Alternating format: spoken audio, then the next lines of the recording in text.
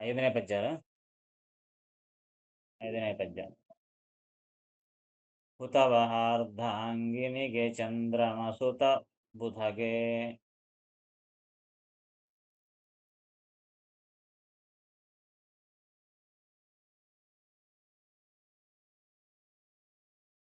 ಆತ್ಮಿಕೋಶ ಸತಿಗೆ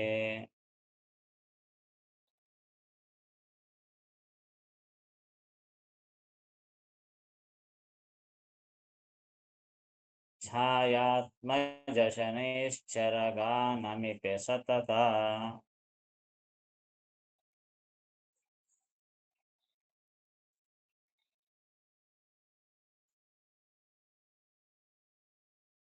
ಪ್ರತಿ ದಿವಸದಲ್ಲಿ ಬಿಡದೆ ಜೀವ ಪ್ರತತಿ ಮಾಡುವ ಕರ್ಮಗಳಿಗೆ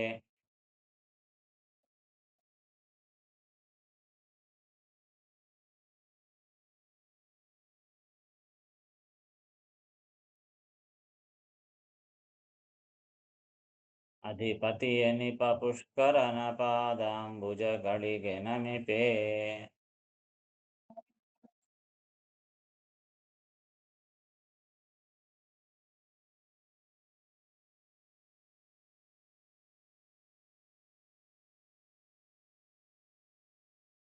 ಹಿಂದೆ ಇಲ್ಲಿ ತನಕ 20ನೇ ಕಕ್ಷದವರೆಗೆ ಹೇಳಿದರು.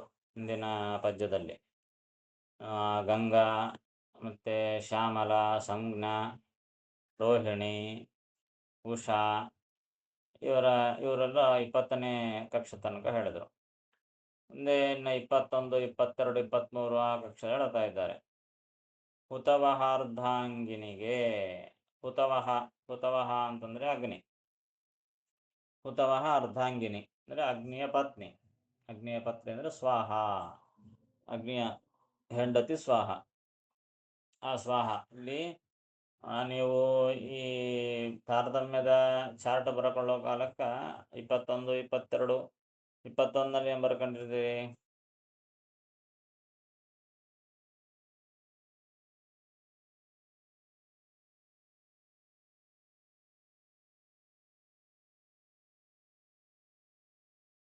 ಇಪ್ಪತ್ತೊಂದು ಬರ್ದಿರ?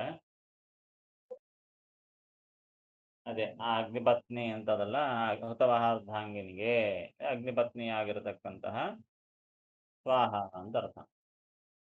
ಅದಾದ ಮೇಲೆ ಚಂದ್ರಮಸುತ ಬುಧನಿಗೆ. ನೆಕ್ಸ್ಟ್ ಚಂದ್ರಸುತ, ಚಂದ್ರನ ಮಗನಾದಂತಹ ಬುಧ, ಈತ 22. ಅದಾದ ಮೇಲೆ ನಾಮಾತ್ಮಿಕ ಉಷಾ 23 ಮುಂದ. ನಾಮಾತ್ಮಿಕ ಅಂದ್ರೆ ನಾಮಕ್ಕೆ ಅಭಿಮಾನಿ, ನಾಮಗಳಿಗೆಲ್ಲ ಅಭಿಮಾನಿಯಾದಂತಹ ಉಷಾ. ಈ ಉಷಾ ಯಾರು? ಹಿಂದೆ ಒಬ್ಬ ಉಷಾ ಬಂದಿದ್ದು ಹಿಂದಿನ ಪದ್ಯದಲ್ಲಿ. ಯಾರು? ಅನಿರುದ್ಧ ಪತ್ನಿಯಾದ ಉಷಾ. ಹಿಂದೆ ಬಂದಿರತಕ್ಕಂಥ 20ನೇ ಕಕ್ಷದಲ್ಲಿ ಬಂದ ಉಷಾ ಯಾರು? ಅನಿರುದ್ಧ ಪತ್ನಿಯಾದ ಉಷಾ.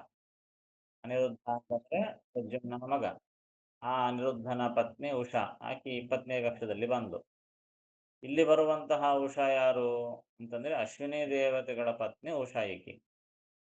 ಈಕೆ 23ನೇ ಕಕ್ಷದಲ್ಲಿ ಬರುವಂತಹ ಈ ಉಷಾ ಆ ಅಶ್ವಿನಿ ದೇವತೆಗಳ ಹೆಂಡತಿ. ಆಕೆ ನಾಮಾಭಿಮಾನಿನಿ ಅಂದ್ರೆ ಹೆಸರುಗಳಿಗೆ ಅಭಿಮಾನಿ ದೇವತೆ. ಭಗವಂತನ ಹೆಸರುಗಳನ್ನು ನೆನೆಸ್ತೀವಿ ನಾವು, ಆ ನಾಮಗಳಿಗೆಲ್ಲ ಈಕೆ ಅಭಿಮಾನಿ ದೇವತೆ. ಆ ದೇವತೆ ಉಷಾ ಅನುಗ್ರಹ ಇದ್ದರೆ ನಮಗೆ ಆ ಭಗವಂತ ನಾಮಗಳನ್ನು ಉಚ್ಚಾರ ಮಾಡಲಿಕ್ಕೆ ಆ ಬುದ್ಧಿ ಬರೋದಾಗಲಿ, ಅದು ಅರ್ಥ ಆಗೋದಾಗಲಿ ಅದೆಲ್ಲ ಈಕೆಯ ಅನುಗ್ರಹದಿಂದ ಆಗ್ತದೆ. ಹೀಗಾಗಿ ನಾಮಾಭಿಮಾನಿನಿ ಉಷಾ, ನಾಮಾತ್ಮಿಕ ಅಂತಂದ್ರೆ ಅದನ್ನೇ, ಅಂದ್ರೆ ನಾಮಾಭಿಮಾನಿನಿ ಅಂತ ಅರ್ಥ. ನಾಮಾಭಿಮಾನಿಯಾದ ಉಷಾ.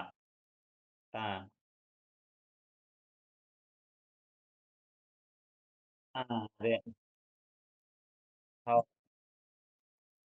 ಅದೇ ನಾನು ಕೇಳಿದ್ದು, ಹಂಗೆ ಬರ್ಕೊಂಡಿರ ಬೇರೆ ಬರ್ಕೊಂಡಿರ ಅಂತ.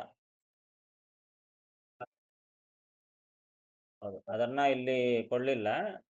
ಹೀಗಾಗಿ ಅದನ್ನು ಮತ್ತೆ ಪ್ರತ್ಯೇಕವಾಗಿ ಡಿವೈಡ್ ಮಾಡಿ ಇದನ್ನು 21ನೇ ಕಕ್ಷದಲ್ಲಿ ಸೇರಿಸ್ತಾರೆ. 21ರಲ್ಲಿ ಕೂರ್ಮಾದಿ ಅನಾಖ್ಯಾತ ದೇವತೆಗಳು ಅಂತ ಅದನ್ನ ಇಲ್ಲಿ ಮೆನ್ಷನ್ ಮಾಡಿಲ್ಲ. ಅಪೂರ್ವ ಮೊದಲಾದಂತಹ ಅನಾಖ್ಯಾತರು ಅಂದ್ರೆ ಹೆಸರಿಲ್ಲದೆ ಇರತಕ್ಕಂತಹ ಅನೇಕ ಜನ ದೇವತೆಗಳಿದ್ದಾರೆ. ಅವರು 21ನಲ್ಲಿ ಬರ್ತಾರೆ. 22ನಲ್ಲಿ ಈಕೆ ಸ್ವಾಹ ಬರ್ತಾಳೆ. 23ನಲ್ಲಿ ಬುಧ. 24 ಕಕ್ಷ ಈ ನಾಮಾಭಿಮಾನಿ ಉಷಾ ಅಂತ ಬಂದ್ರು. ಮುಂದೆ 25ನೇ ಕಕ್ಷ. 25ನೇ ಕಕ್ಷ ಯಾರು? ಛಾಯಾತ್ಮಜ ಶನೈಶ್ಚರಿಗೆ ಆನಮಿಕೆ ಸತತ. ಛಾಯಾತ್ಮಜ ಅಂದ್ರೆ ಛಾಯನ ಮಗ. ಛಾಯಾ ಅಂತಂದ್ರೆ ಸೂರ್ಯನ ಹೆಂಡತಿ. ಸೂರ್ಯನ ಮೊದಲನೇ ಹೆಂಡತಿ ಸಂಜ್ಞಾ, ಇನ್ನೊಂದು ಹೆಂಡತಿ ಛಾಯಾ. ಆ ಛಾಯಾನಲ್ಲಿ ಹುಟ್ಟಿರತಕ್ಕಂತಹವನೇ ಶನೈಶ್ಚರ. ಅಕೇಶನಿ ಅಂತಂತೀವಿ, ಶನೈಶ್ಚರ ಆತನ ಹೆಸರು. ಹೀಗಾಗಿ ಸಂಜ್ಞಾನ ಮಗ ಯಮ, ಈ ಛಾಯಾನ ಮಗ ಶನೈಶ್ಚರ. ಹಾಗೆ ಛಾಯಾತ್ಮಜ ಶನೈಶ್ಚರಗೆ ಆನಮಿಕೆ ಸತತ. ಹೀಗಾಗಿ 25ನೇ ಕಕ್ಷದಲ್ಲಿ ಬರತಕ್ಕಂತಹ ಈ ಶನೈಶ್ಚರ ಯಾರು? ಛಾಯಾನ ಸೂರ್ಯನ ಮಗನಾಗಿರತಕ್ಕಂತಹ ಶನೈಶ್ಚರ. ಇದಾದ್ಮೇಲೆ ಪ್ರತಿ ದಿವಸದಲ್ಲಿ ಬಿಡದೆ ಜೀವ ಪ್ರತತಿ ಮಾಡುವ ಕರ್ಮಗಳಿಗೆ ಅಧಿಪತಿ ಎನಿಪ ಪುಷ್ಕರನ ಪಾದಾಂಬುಜಗಳಿಗೆ ನಮಿಪೇ. 26ನೇ ಕಕ್ಷ. 26ನೇ ಕಕ್ಷದಲ್ಲಿ ಯಾರು? ಪುಷ್ಕರ ಎಂಬ ದೇವತೆ. ಈ ಪುಷ್ಕರ ಯಾರು? ಏನ್ ಮಾಡುತ್ತಾನೆ ಅಂತಂದ್ರೆ ಕರ್ಮಾಭಿಮಾನಿ ಪುಷ್ಕರ. ಕರ್ಮಗಳು ನಾವು ಮಾಡತಕ್ಕಂತಹ ಜೀವರು ಮಾಡುವಂತಹ ಎಲ್ಲಾ ಕರ್ಮಗಳಿಗೂ ಅಧಿಪತಿ ಈ ಪುಷ್ಕರ. ಏನೇ ಕರ್ಮ ಮಾಡಲಿ ಆ ಕರ್ಮವನ್ನು ಮಾಡಿಸುವಂತಹ ಕರ್ಮಕ್ಕೆ ಅಭಿಮಾನಿಯಾದವನು ಈ ಪುಷ್ಕರ. ನೋಡ್ರಿ, ಇಲ್ಲಿ 26ನೇ ಕಕ್ಷದಲ್ಲಿ ಬಂದಂತಹ ಈ ಪುಷ್ಕರನೇ ಇಷ್ಟು ಅನಂತ ಜೀವರಾಶಿಗಳ ಒಳಗೆ ಇದ್ದು ತಾನು ಕರ್ಮಗಳನ್ನು ಮಾಡಿಸಬೇಕು. ಅಷ್ಟು ಆ 26ನೇ ಕಕ್ಷದಲ್ಲಿ ಬಂದಂತಹ ಪುಷ್ಕರನ ಅದ್ಭುತವಾದಂತಹ ಆ ಒಂದು ಶಕ್ತಿ ಇಷ್ಟಿರ್ತದೆ. ಇಷ್ಟು ಜೀವರಿಂದ ಕರ್ಮಗಳನ್ನು ಮಾಡಿಸುವಂತಹ ಒಂದು ಮಹಾಮಹಿಮೆ ಆ ಪುಷ್ಕರಂದು. ಹೀಗಾಗಿ ಪ್ರತಿ ದಿವಸದಲ್ಲಿ ಬಿಡದೆ ಜೀವ ಪ್ರತತಿ ಮಾಡುವ, ಜೀವ ಪ್ರತತಿ, ಪ್ರತತಿ ಅಂದರೆ ಸಮೂಹ, ಆ ಜೀವ ಸಮೂಹ ಮಾಡುವಂತಹ ಕರ್ಮಗಳಿಗೆ ಅಧಿಪತಿ ಎನಿಸುವಂತಹ ಆ ಪುಷ್ಕರನ ಪಾದಾಂಬುಜಗಳಿಗೆ ನಮಿಪೇ. ಆ ಪುಷ್ಕರನ ಪಾದಾರವಿಂದಗಳಿಗೆ ನಮಸ್ಕಾರ ಮಾಡುತ್ತೇನೆ ಅಂತ 26ನೇ ಕಕ್ಷದವರೆಗೆ ಈ ಪದ್ಯದಲ್ಲಿ ಹೇಳಿದರು.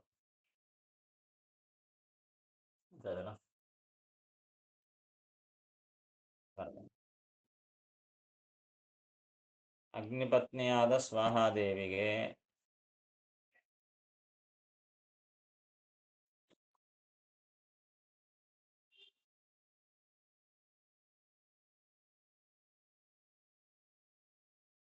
ಇದು 22ನೇ ಕಕ್ಷ.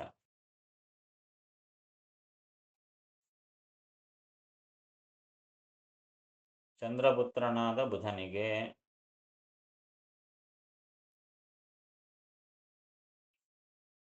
23ನೇ ಕಕ್ಷ.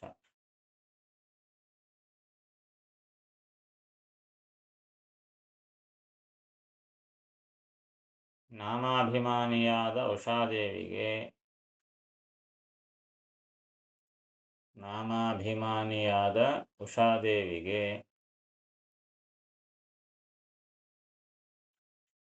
24ನೇ ಕಕ್ಷ.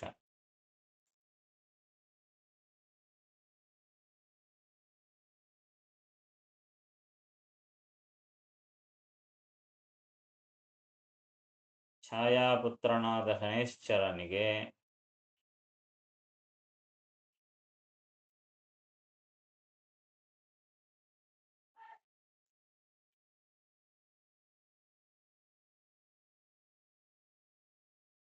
25ನೇ ಕಕ್ಷ.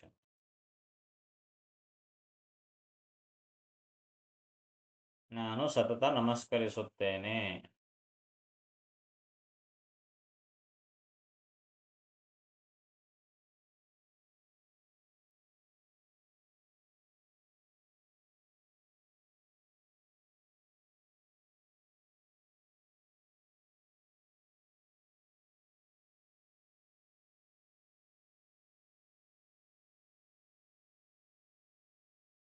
ಪ್ರತಿ ದಿವಸದಲ್ಲಿ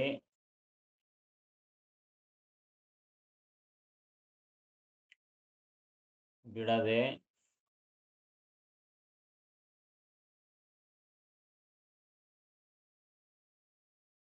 ಜೀವ ಸಮೂಹ ಮಾಡುವ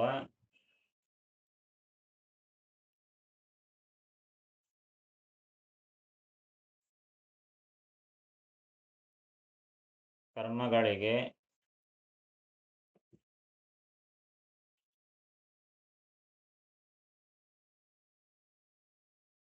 ಅಧಿಪತಿಯಾದ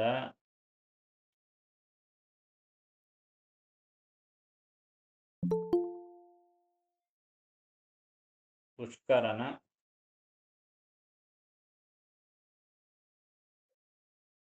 ಪಾದಕಮಲಗಳಿಗೆ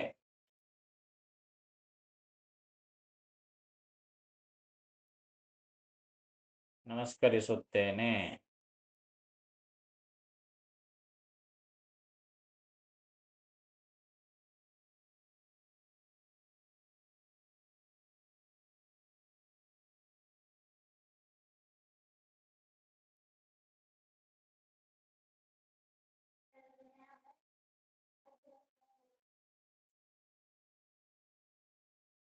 ಹುತವ ಅರ್ಧಾಂಗಿನಿಗೆ ಚಂದ್ರಮಸುತ ಬುಧಗೆ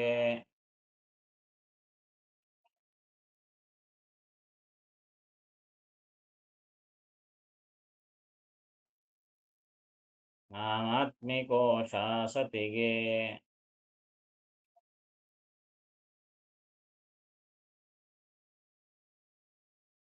ಆಯಾತ್ಮಜ ಶನೈಶ್ಚರಗ ನಮಿಪೆ ಸತತ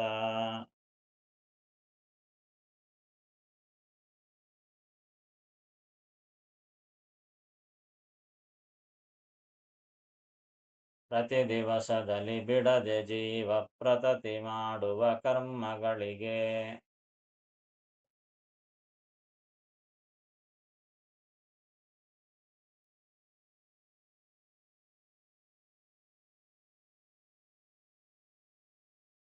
ಅಧಿಪತಿ ಎನಿಪ ಪುಷ್ಕರನ ಪಾದಾಂಶಗಳಿಗೆ ನಮಿಪೆ.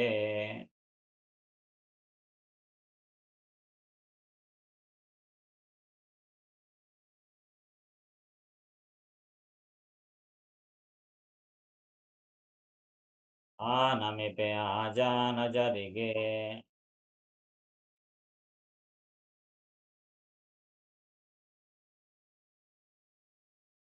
ಸುಷಾನುಸುತರಿಗೆ ಗೋವ್ರಜದೊಳಿಹ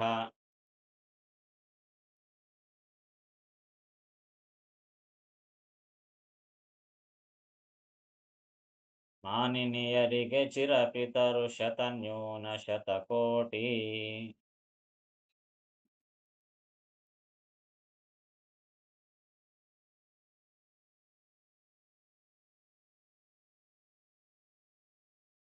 ಮೌನಿ ಜನರಿಗೆ ದೇವ ಮಾನವ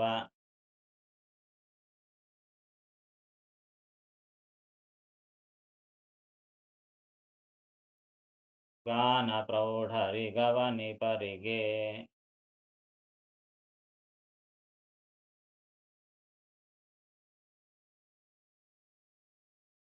ರಮಾನಿವಾಸನ ದಾಸವರ್ಗಕ್ಕೆ ನಮಿಪೆ ನನವರತ.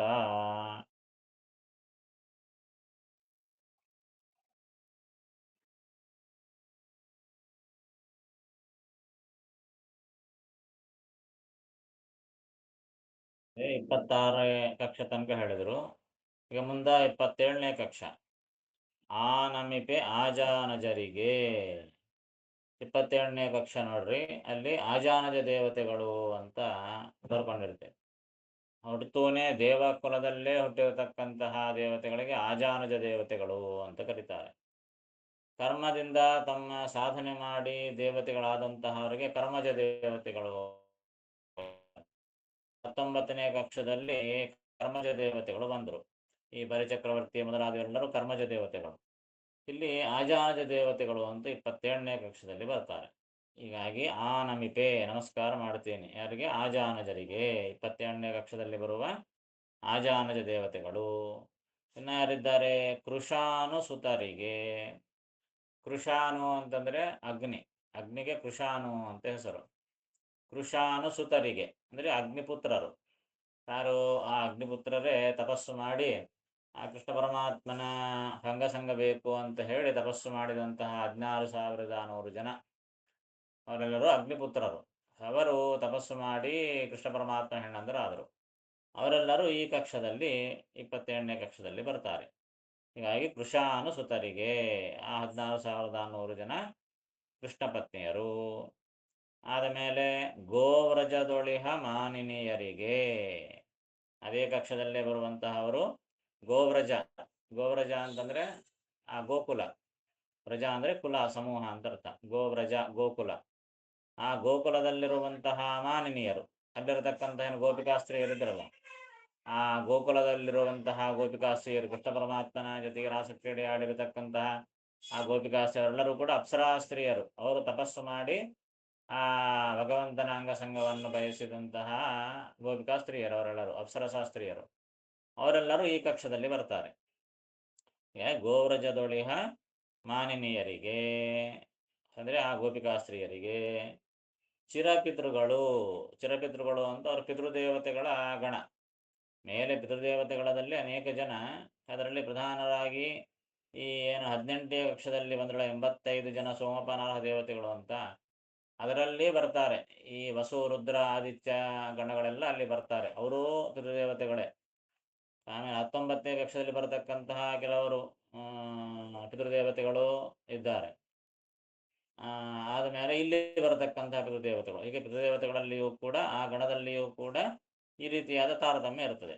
ಆ ಚಿರಪಿತೃಗಳು ಅಂತ ಕರೀತಾರೆ, ಪಿತೃದೇವತೆಗಳು ಅಂತ. ಈಗ ಈ ಶ್ರಾದ್ದವನ್ನು ಮಾಡುವಾಗ ಆ ಪಿತೃದೇವತೆಗಳು ಅಂತ ಅಗ್ನಿಶ್ವಾಸ ಪಿತೃದೇವತೆಗಳು, ಸೋಮಪ್ಪ ಪಿತೃದೇವತೆಗಳು ಅಂತ ಅನೇಕ ಜನ, 7 ಜನ ಪ್ರಧಾನವಾದ ಪಿತೃದೇವತೆಗಳಿದ್ದಾರೆ. ಅವರು ಮೇಲೆ 19ನೇ ಕಕ್ಷದಲ್ಲಿ ಬರ್ತಾರೆ. ಈ ಮಿಕ್ಕ ಚಿರಪಿತೃಗಳೆಲ್ಲರೂ ಇಲ್ಲಿ 28ನೇ ಕಕ್ಷದಲ್ಲಿ ಬರ್ತಾರೆ. ಇಲ್ಲಿ 2 ಭಾಗ ಮಾಡ್ಯಾರ.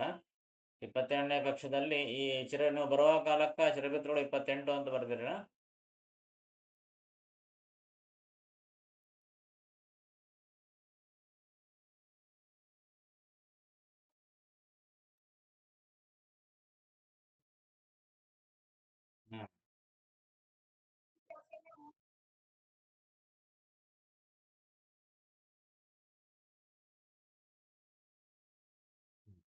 ಸ್ವಲ್ಪ ಡಿಫ್ರೆನ್ಸು ಹೆಚ್ಚು ಕಡಿಮೆ.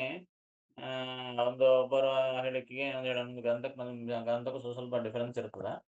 ಹೀಗಾಗಿ ಒಂದು ಕಕ್ಷ ಆ ಕಡೆ ಈ ಕಡೆಗೆ, ಒಂದು ಕಕ್ಷದಲ್ಲೇ ಮತ್ತೆ ಅದರಲ್ಲಿ ವಿಭಾಗ ಮಾಡಿ ಇನ್ನೊಂದು ಕಕ್ಷದಲ್ಲಿ ಸೇರಿಸಿರ್ತಾರ. ಆ ರೀತಿಯಾಗಿ ವ್ಯಾಖ್ಯಾನ ಮಾಡಿರ್ತಾರೆ. ಏನಾಗಲಿ ಒಂದೆರಡು ಕಕ್ಷದಲ್ಲಿ ಹೆಚ್ಚು ಕಮ್ಮಿ ಆಗ್ತದೆ, ಅದೇನು ದೊಡ್ಡ ವಿಷಯ ಅಲ್ಲ. ಹೀಗಾಗಿ ಇಲ್ಲಿ ಪ್ರಕಾರ ಏನ್ ಮಾಡಿದ್ರು, 27ನೇ ಕಕ್ಷದಲ್ಲೇ ಈ ಚಿರಪಿತೃಗಳನ್ನು ಸೇರಿಸಿದ್ರು. ಅಂದ್ರೆ ಈ ಗೋಪಿಕಾಸ್ತ್ರೀಯರು, ಅಪ್ಸರಶಾಸ್ತ್ರೀಯರು,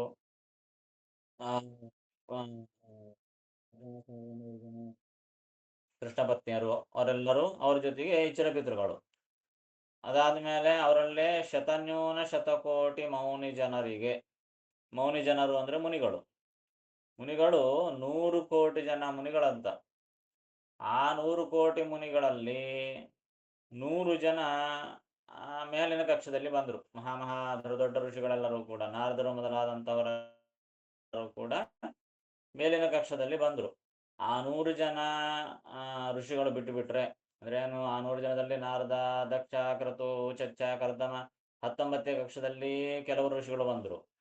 92 ಜನ ಋಷಿಗಳು 19ನೇ ಕಕ್ಷದಲ್ಲಿ ಬಂದರು. ಇನ್ನ 8 ಜನ ಮೇಲಿನ ಕಕ್ಷದಲ್ಲಿ ಬಂದರು. ಹೀಗೆ 100 ಜನ ಋಷಿಗಳು ತೆಗೆದುಬಿಟ್ರೆ, 100 ಕೋಟಿ ಋಷಿಗಳಲ್ಲಿ 100 ಜನ ಕಡಿಮೆ, 100 ಜನ ತೆಗೆದುಬಿಟ್ರೆ 100 ಜನ ಮೇಲಿನ ಕಕ್ಷದಲ್ಲಿ ಬಂದುಬಿಟ್ರು. ಅದಕ್ಕಾಗಿ ಶತನ್ಯೂನ ಶತಕೋಟಿ ಮೌನಿ ಜನರು ಅಂತಂದ್ರು. ಶತನ್ಯೂನ, ನ್ಯೂನ ಅಂದ್ರೆ ಕಡಿಮೆ ಅಂತ ಅರ್ಥ. ಶತನ್ಯೂನ ಅಂದ್ರೆ 100 ಕಡಿಮೆ, 100 ಕಡಿಮೆ, ಶತಕೋಟಿ 100 ಕೋಟಿ. ಒಟ್ಟಾರೆ ಟೋಟಲ್ 100 ಕೋಟಿ ಋಷಿಗಳು, ಅದರಲ್ಲಿ ಶತನ್ಯೂನ 100 ಜನ ಕಡಿಮೆಯಾದ ಮಿಕ್ಕ 100 ಕೋಟಿ. ಏನು, 99 ಕೋಟಿ 99 ಲಕ್ಷ 99,900 ಜನ, ಅಷ್ಟು ಜನ ಎಲ್ಲರೂ ಈ ಕಕ್ಷದಲ್ಲಿ ಬರ್ತಾರೆ. ಶತನ್ಯೂನ ಶತಕೋಟಿ ಮೌನಿ ಜನರಿಗೆ, 100 ಕಡಿಮೆ 100 ಕೋಟಿ ಋಷಿಗಳು ಮುನಿಗಳು ಅಂತ ಅರ್ಥ. ಹೀಗಾಗಿ ಎಲ್ಲರೂ 27. ಬೇರೆಯವರ ಪ್ರಕಾರ ನೋಡ್ಕೊಂಡ್ರೆ 28 ಚಿರಪಿತೃಗಳು ಅಂತ ವಿಭಾಗ ಮಾಡ್ತಾರೆ. ಹೀಗಾಗಿ 27, 28 ಇಲ್ಲಿ ಬಂದಂತೆ ಆಯಿತು. ಇನ್ನು ಮುಂದೆ ದೇವ ಮಾನವ ಗಾನ ಪ್ರೌಢರಿಗೆ. ಗಾನ ಪ್ರೌಢರು, ಗಾನ ಪ್ರೌಢರು ಅಂದ್ರೆ ಹಾಡು ಹೇಳೋದ್ರಾಗ ಉತ್ತಮರು ಅಂತ ಅರ್ಥ. ಯಾರು ಹಾಡು ಹೇಳೋದ್ರ ಉತ್ತಮರು? ಗಂಧರ್ವರು. ಆ ಗಂಧರ್ವರಲ್ಲಿಯೂ ಕೂಡ ಅನೇಕ ಜನ, ಅದರಲ್ಲಿ ಉತ್ತಮರಾದ ಗಂಧರ್ವರು ಮೇಲಿನ ಕಕ್ಷದಲ್ಲಿ ಬಂದರು. ಇನ್ನು ಉಳುಕಿ ಗಂಧರ್ವರಲ್ಲಿ ದೇವಗಂಧರ್ವರು, ಮನುಷ್ಯ ಗಂಧರ್ವರು ಅಂತ ಎರಡು ರೀತಿ. ಅದರಲ್ಲಿ ದೇವಗಂಧರ್ವರು ಈ 29ನೇ ಕಕ್ಷ, ನೆಕ್ಸ್ಟ್ 30ನೇ ಕಕ್ಷದಲ್ಲಿ ಮನುಷ್ಯ ಗಂಧರ್ವರು ಅಂತ ಬರ್ತಾರೆ. ಹಾಗಾಗಿ ದೇವ, ಮಾನವ, ಗಾನ, ಪ್ರೌಢರು ಅಂದ್ರೆ ದೇವಗಂಧರ್ವರು, ಮಾನವ ಗಂಧರ್ವರು ಅಂತ ಎರಡು ಕ್ಯಾಟಗರಿ. ಸೊ ದೇವಗಂಧರ್ವರು 29ನೇ ಕಕ್ಷ, ಮಾನವ ಗಂಧರ್ವರು ಅಂದ್ರೆ ಮನುಷ್ಯ ಗಂಧರ್ವರು 30ನೇ ಕಕ್ಷ. ದೇವ, ಮಾನವ, ಗಾನ, ಪ್ರೌಢರಿಗೆ.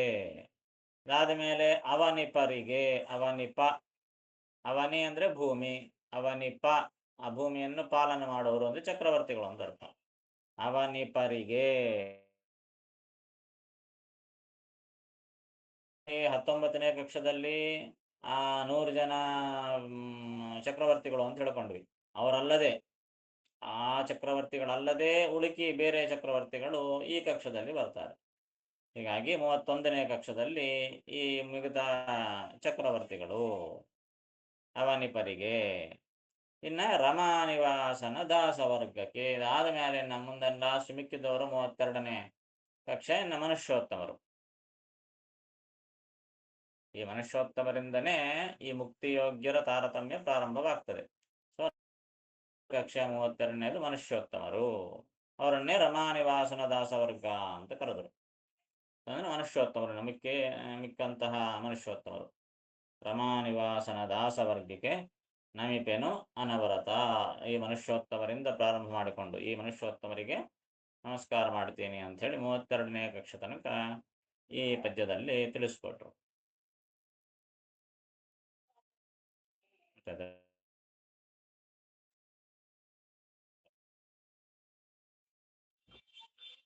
ಆಜಾನುಜ ದೇವತೆಗಳಿಗೆ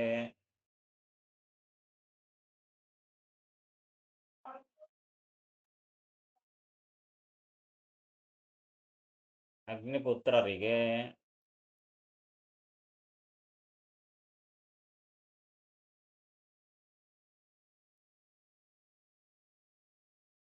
ಗೋಕುಲದಲ್ಲಿದ್ದ ಗೋಪಿಯರಿಗೆ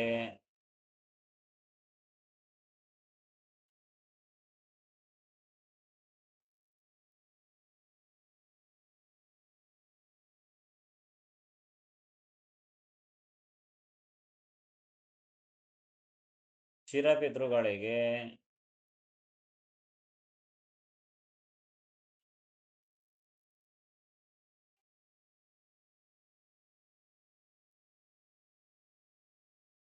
ನೂರು ಕಡಿಮೆ 100 ಕೋಟಿ ಋಷಿಗಳಿಗೆ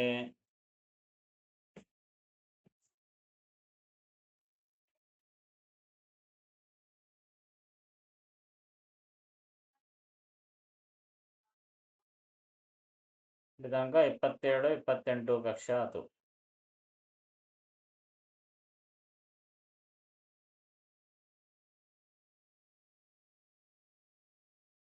ಆಮೇಲೆ ದೇವಗಂಧರ್ವರಿಗೆ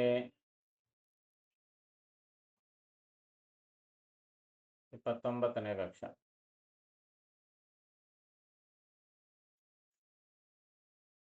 ಮನುಷ್ಯ ಗಂಧರ್ವರಿಗೆ 30ನೇ ಕಕ್ಷ.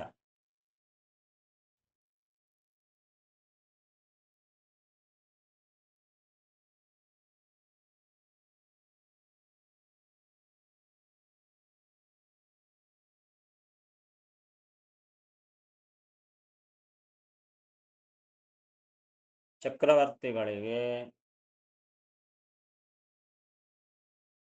1ನೇ ಕಕ್ಷ.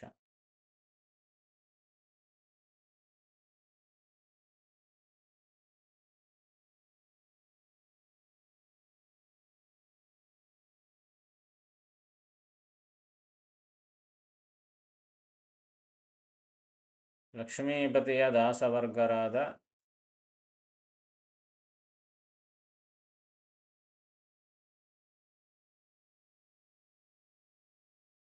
ಮನುಷ್ಯೋತ್ತಮರಿಗೆ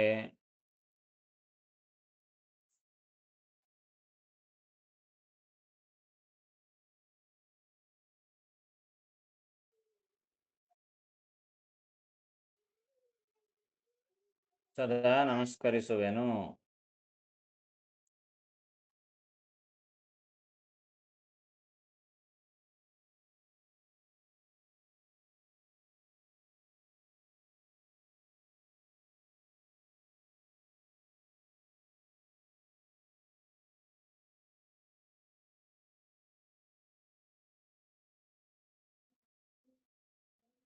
ಆ ನಮಿಪೆ ಆಜಾನಜರಿಗೆ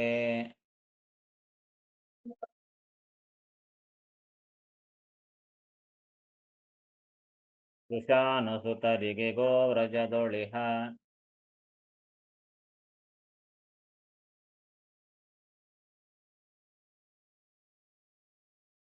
ಮಾನಿನಿಯರಿಗೆ ಚಿರಪಿತರು ಶತನ್ಯೂನ ಶತಕೋಟಿ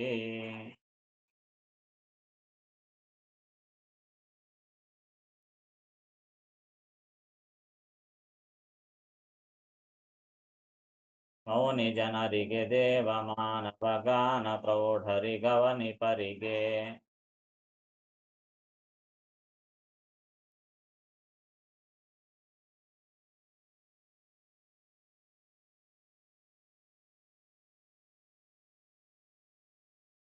ರಮಾನಿವಾಸನ ದಾಸವರ್ಗಕ್ಕೆ ನಮಿಪೆನ ನವರತ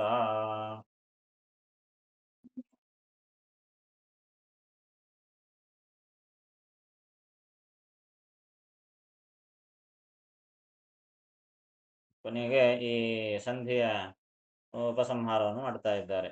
ಅನುಕ್ರಮಣಿಕ ತಾರತಮ್ಯವ ಅನುದಿನದಿ ಸದ್ಭಕ್ತಿ ಪೂರ್ವಕ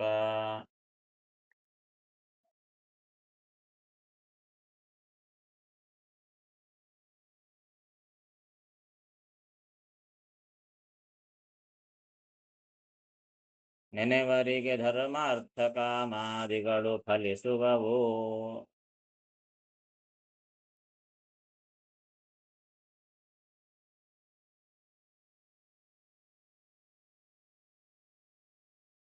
ವನಜ ಸಂಭವ ಮುಖ್ಯರವಯವರೆನಿಸುವ ಜಗನ್ನಾಥ ವಿಠಲಗೆ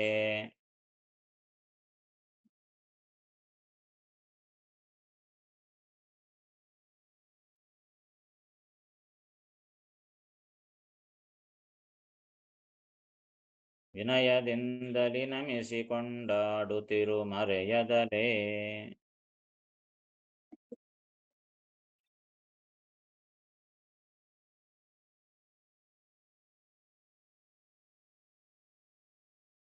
ರೀತಿಯ ಇದನ್ನು ಅನುಕ್ರಮಣಿಕಾ ತಾರತಮ್ಯ ಅಥವಾ ಅವರೋಹಣ ತಾರತಮ್ಯ ಅಂತ ಕರೀತಾರೆ. ಇಂತಹ ಅನುಕ್ರಮಣಿಕಾ ತಾರತಮ್ಯವ ಅನುದಿನದಿ ಪ್ರತಿನಿತ್ಯದಲ್ಲಿ ಕೂಡ ಸದ್ಭಕ್ತಿಪೂರ್ವಕ ಒಳ್ಳೆ ಭಕ್ತಿಯಿಂದ ನೆನೆವರಿಗೆ ಧರ್ಮಾರ್ಥ ಕಾಮಾದಿಗಳು ಫಲಿಸುವವು. ಅವರು ಬೇಡಿದ ಇಷ್ಟಾರ್ಥಗಳು ಧರ್ಮ ಅರ್ಥ ಕಾಮ ಮೋಕ್ಷ ಇವೆಲ್ಲವೂ ಕೂಡ ಭಗವಂತ ಕೊಡ್ತಾನೆ. ವನಜ ಸಂಭವ ಮುಖ್ಯರು ಅವಯವರು ಎನಿಸುವ ಜಗನ್ನಾಥ ವಿಠಲಗೆ, ಆ ಜಗನ್ನಾಥ ವಿಠಲಗೆ ವಿನಯದಿಂದಲೇ ನಮಿಸಿ. ಎಂಥ ಜಗನ್ನಾಥ ವಿಠಲ? ವನಜ ಸಂಭವ ಮುಖ್ಯರು. ವನಜ ಸಂಭವ ಅಂತಂದರೆ ಬ್ರಹ್ಮದೇವರು, ವನಜ ಅಂತಂದರೆ ಕಮಲ, ವನಜ ಸಂಭವ ಅಂದರೆ ಕಮಲದಲ್ಲಿ ಹುಟ್ಟಿದವನು ಅಂದರೆ ಬ್ರಹ್ಮದೇವರು. ಸೊ ವನಜ ಸಂಭವ ಮುಖ್ಯರು ಅಂದರೆ ಬ್ರಹ್ಮದೇವರೇ ಮೊದಲಾದವರು. ಅವಯವರು ಎನಿಸುವ ಆ ಬ್ರಹ್ಮಾದಿ ದೇವತೆಗಳೇ ಯಾರಿಗೆ ಅವಯವರು ಅಂತ ಕರೆಯಲ್ಪಡ್ತಾರೋ, ಅಂದರೆ ಆ ಬ್ರಹ್ಮಾದಿ ದೇವತೆಗಳೆಲ್ಲ ಯಾರಿಗೆ ಅವಯವ? ಭಗವಂತನ ಅವಯವಗಳಿಂದ ಹುಟ್ಟಿದವರವರೆಲ್ಲರೂ. ಹೀಗಾಗಿ ಆ ಭಗವಂತನಿಗೆ ಇವರೆಲ್ಲರೂ ಅವಯವಗಳು ಅಂತ ಕರೆಯಲ್ಪಡ್ತಾರೆ. ಹೀಗಾಗಿ ಕಣ್ಣಿನಿಂದ ಸೂರ್ಯ ಹುಟ್ಟಿದ, ಮನಸ್ಸಿನಿಂದ ಪ್ರಾಣ ಹುಟ್ಟಿದ ಅಂತೆಲ್ಲ ಆ ಬ್ರಹ್ಮಾಂಡ ಭಗವಂತನ ಸೃಷ್ಟಿ ಕ್ರಮದಲ್ಲಿ ಹೇಳೋ ಕಾಲಕ್ಕೆ ಹೇಳ್ತಾರಲ್ಲ, ಆ ರೀತಿಯಾಗಿ ಈ ಬ್ರಹ್ಮಾದಿ ದೇವತೆಗಳೆಲ್ಲರೂ ಕೂಡ ಭಗವಂತನ ಅವಯವಗಳಿಂದ ಹುಟ್ಟಿ ಬಂದವರಾದ ಕಾರಣ ಅವರೇ ಅವಯವ ಅಂತ ಕರೀತಾರಷ್ಟೇ. ಅಂದರೆ ಅವರೇ ಹೋಗಿ ಆ ಭಗವಂತನ ಅವಯವ ಆಗ್ತಾರೆ ಅಂತಲ್ಲ, ಆ ಅವಯವಗಳಿಂದ ಹುಟ್ಟಿದವರು ಅಂತ ಅರ್ಥ. ಆಮೇಲೆ ಕೊನೆಗೆ ಲಯ ಹೊಂದೋದು ಕೂಡ ಆಯಾ ಅವಯವಗಳಲ್ಲಿ ಲಯ ಹೊಂದುತ್ತಾರೆ ಅವರೆಲ್ಲರೂ. ಹೀಗಾಗಿ ಆ ಬ್ರಹ್ಮದೇವರೇ ಮೊದಲಾದ ದೇವತೆಗಳು ಅವಯವರು ಅಂತ ಅನಿಸಿಕೊಂಡ ಜಗನ್ನಾಥ ವಿಠಲಗೆ, ಆ ಭಗವಂತನಿಗೆ ವಿನಯದಿಂದಲೇ ನಮಿಸಿ, ವಿನಯದಿಂದ ಭಕ್ತಿಯಿಂದ ನಮಸ್ಕಾರ ಮಾಡಿ ಕೊಂಡಾಡುತ್ತಿರು ಮರೆಯದಲೇ, ಪ್ರತಿನಿತ್ಯವೂ ಮರೆಯದಂತೆ ಆ ಭಗವಂತನನ್ನು ಕೊಂಡಾಡು. ಏನಾದರೂ ಮರೆಯಬಹುದು ಹೊರತು ಇದನ್ನು ಮಾತ್ರ ಮರೆಯಲಿಕ್ಕಿಲ್ಲ. ಭಗವಂತನ ಸ್ತೋತ್ರ, ಭಗವಂತನ ಸ್ಮರಣೆಯನ್ನು ಮಾತ್ರ ಎಂದಿಗೂ ಮರೆಯಬಾರದು. ಅದಕ್ಕಾಗಿ ಮರೆಯದಲ್ಲಿ ಪ್ರತಿದಿನ ಕೊಂಡಾಡುತ್ತಿರು ಅಂತ ಇದನ್ನು ಹೇಳಿದ್ದಾರೆ. ಹೀಗಾಗಿ ಆ ದೇವತಾ ತಾರತಮ್ಯ ಅಷ್ಟೊಂದು ಮುಖ್ಯ. ನಮ್ಮ ಸಿದ್ಧಾಂತದಲ್ಲಿ ಭಗವಂತನನ್ನು ಸ್ಮರಿಸಬೇಕು ಮತ್ತು ಎಲ್ಲ ದೇವತೆಗಳ ಸ್ಮರಣೆ ಆಗಬೇಕು, ಅದು ತಾರತಮ್ಯ ಪ್ರಕಾರ ಆಗಬೇಕು. ಅದಕ್ಕಾಗಿ ಆ ತಾರತಮ್ಯ ಸಲುವಾಗಿ ಇಷ್ಟೊಂದು ಸಂಧಿಗಳನ್ನು ರಚನೆ ಮಾಡಿದರು. ಈಗ ಅಷ್ಟೊಂದು ಓಲ್ಡ್ ಸಂಧಿ ಅದ, ಅಷ್ಟೊಂದು ನೆನಪಿಟ್ಕೊಳ್ಳಿಕ್ಕೆ ಕಷ್ಟ ಅಂತಂದಿದ್ದಕ್ಕ ಈ ಸಂಧಿಯಲ್ಲಿ ಸಂಕ್ಷೇಪವಾಗಿ ಒಂದು 6 ಪದ್ಯಗಳಲ್ಲಿ ಆ 32 ಕಕ್ಷದಲ್ಲಿ ಬರುವಂತಹ ಎಲ್ಲ ದೇವತೆಗಳನ್ನು ಸಂಕ್ಷೇಪವಾಗಿ ತಿಳಿಸಿಕೊಟ್ಟು ಬಿಟ್ರು. ಹೀಗಾಗಿ ಇದನ್ನು ನಾವು ಕಲ್ತು ಬಿಟ್ರೆ ಒಂದ್ಸಲ ಆ ಎಲ್ಲರ ಸ್ಮರಣೆ ನಮಗೆ ಬಂದುಬಿಡ್ತದೆ.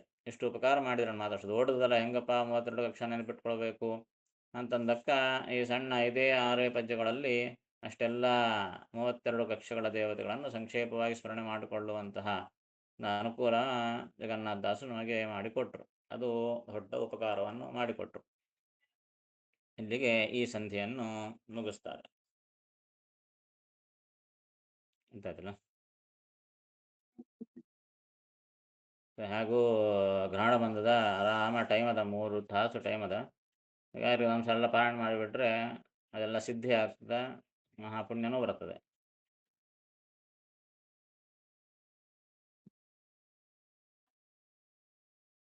ಈ ಅನುಕ್ರಮಣಿಕಾ ತಾರತಮ್ಯವನ್ನು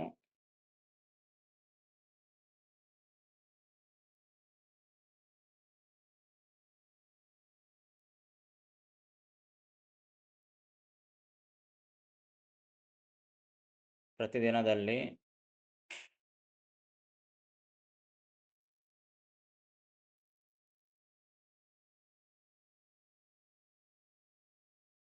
ಭಕ್ತಿಯಿಂದ ನೆನೆಯುವವರಿಗೆ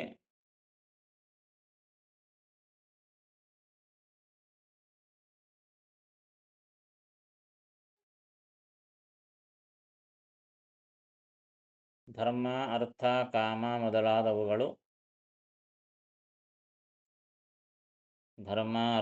ಕಾಮ ಮೊದಲಾದವುಗಳು ಸಿದ್ಧಿಸುತ್ತವೆ.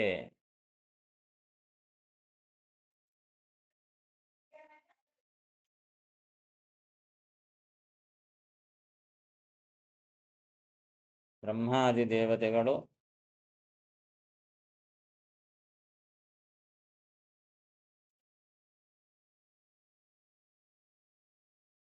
ಅವಯವ ಎನಿಸುವ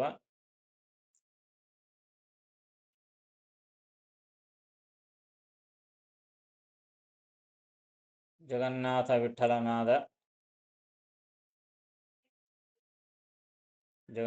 ವಿಠಲನಾದ ಶ್ರೀಹರಿಗೆ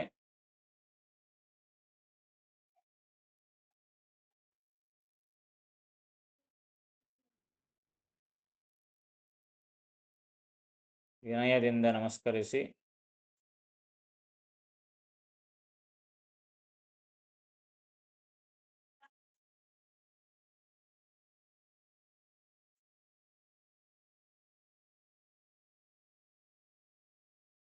ಮರೆಯದಲೆ ಕೊಂಡಾಡುತ್ತಿರು.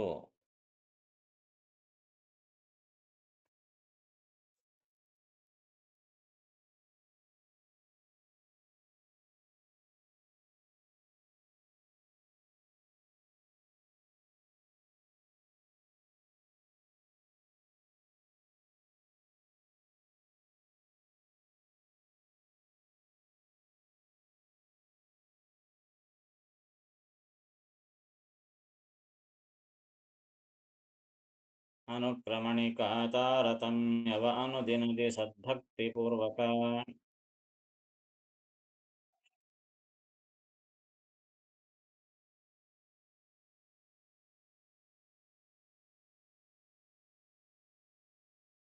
ನೆನೆವರಿಗೆ ಧರ್ಮ ಅರ್ಥ ಕಾಮಾದಿಗಳು ಫಲಿಸುವವು.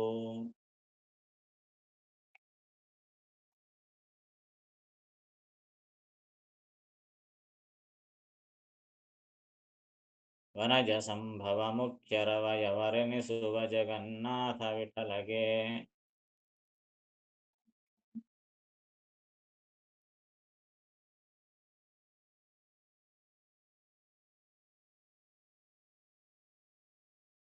ವಿನಯದಿಂದರಿ ನಮಿಸಿಕೊಂಡಾಡುತ್ತಿರು ಮರೆಯದಲೇ.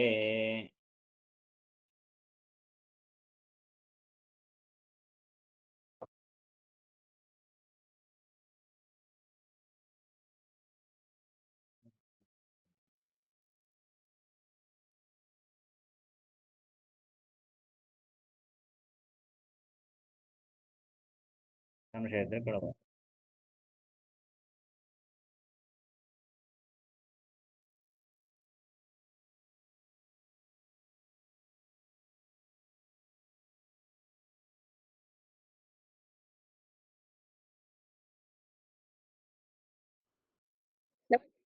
ಹೇಳಮ್ಮ. ನಮಸ್ಕಾರ.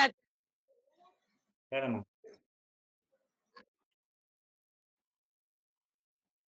ಏನಮ್ಮ? ಹಾ, ಅಲ್ಲೇ ಬರೋದಿನ್ನ. ಇನ್ನೆಲ್ಲಿ ಬರ್ತೀವಿ? ಇನ್ನೆಲ್ಲಿ ಬರ್ಲಿಕ್ಕಿಲ್ಲ. ಅದೇ ಲಾಸ್ಟ್ ಅದಕ್ಕಾಗಿ ಅಲ್ಲಿ ಕಂಪಲ್ಸರಿ ಬಂದೇ ಬರ್ತೀವಿ ಇನ್ನು. ಎಲ್ಲಿ ಬರದೇ ಹೋದ್ರೆ ಅಲ್ಲಂತೂ ಬರ್ಲೇಬೇಕು. ಮೋಕ್ಷಕ್ಕೆ ಹೋಗ್ಬೇಕು, ಅದಕ್ಕಾಗಿ ಕಂಪಲ್ಸರಿ ಅಲ್ಲೇ ಇರ್ಬೇಕು ನಾವು. ಇದ್ದೀವಿ ಕೂಡ. ಲಿಂಗಾಚಾರ್ಯರ ಸಿದ್ಧಾಂತ ನಡ್ಕೊಂಡಿವಿ, ಅದಕ್ಕಾಗಿ ಮನುಷ್ಯತ್ವದಲ್ಲಿ ಇರ್ತೀವಿ ನಾವು ಎಲ್ಲರೂ.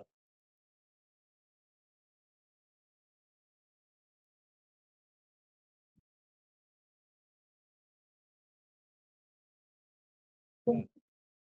ಈ ಮನುಷ್ಯತ್ವದಲ್ಲಂತೂ ಸೇರಿವಿ. ಲೈನ್ ಅಂತೂ ನಿಂತೀವಿ. ದರ್ಶನ ಯಾವಾಗ ಆಗ್ತೋ ಗೊತ್ತಿಲ್ಲ. ಲೈನ್ ಅಂತೂ ಇದ್ದೀವಿ ಕಂಪಲ್ಸರಿ. ಲೈನ್ ಇದ್ಬಿಟ್ರೆ ಸಾಕು. ಲೈನ್ ಇದ್ರೆ ಸಾಕು. ಕೊನೆ ಇರ್ಲಿ ಎಲ್ಲೆಲ್ಲ ಇರ್ಲಿ, ಹೋಗ್ತೀವಿ ಎಂಬ ಗ್ಯಾರಂಟಿ ಅಂತೂ ಇರ್ತದಲ್ಲ. ಲೈನ್ ಆಗಿ ನಿಂತಿಲ್ಲ ಅಂದ್ರೆ ಕಷ್ಟ. ಲೈನ್ ಅಂತೂ ಇದ್ದೀವಿ, ಅದಕ್ಕಾಗಿ ದೊಡ್ಡ ಲೈನ್ ಅದ ಮತ್ತ. ಏನ ಸೌದ್ರ ಸ್ವಾಮಿ ಮುದ್ರಿಗೆ ಅಷ್ಟು ದೊಡ್ಡ ಲೈನ್ ಇರ್ತದ. ಒಟ್ಟಿಗೆ ಲೈನ್ ನಿಂದಿರ್ಬೇಕು. ಮುದ್ರಾಧಾರಣಕ್ಕೆ ಆಗ್ತದೆ ಯಾವಾಗ ಒಂದ್ಸಲ. ಲೈನ್ ನಿಂದಿರ್ಬೇಕು. ಲೈನ್ ಆಗಿ ಇಲ್ಲೇ ಬಗಲಿಗೆ ಇದ್ರೆ ಯಾವಾಗ ಆಗಲ್ಲ. ಹಿಂಗ ಒಟ್ಟಾರೆ ಲೈನ್ ಅಂತೂ ಇದ್ದೀವಿ.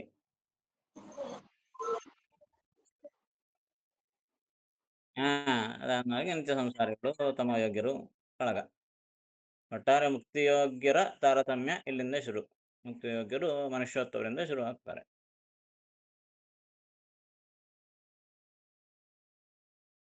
ಏನು ಅವಶ್ಯ ಮಾಡೋಣ, ಅವಶ್ಯ.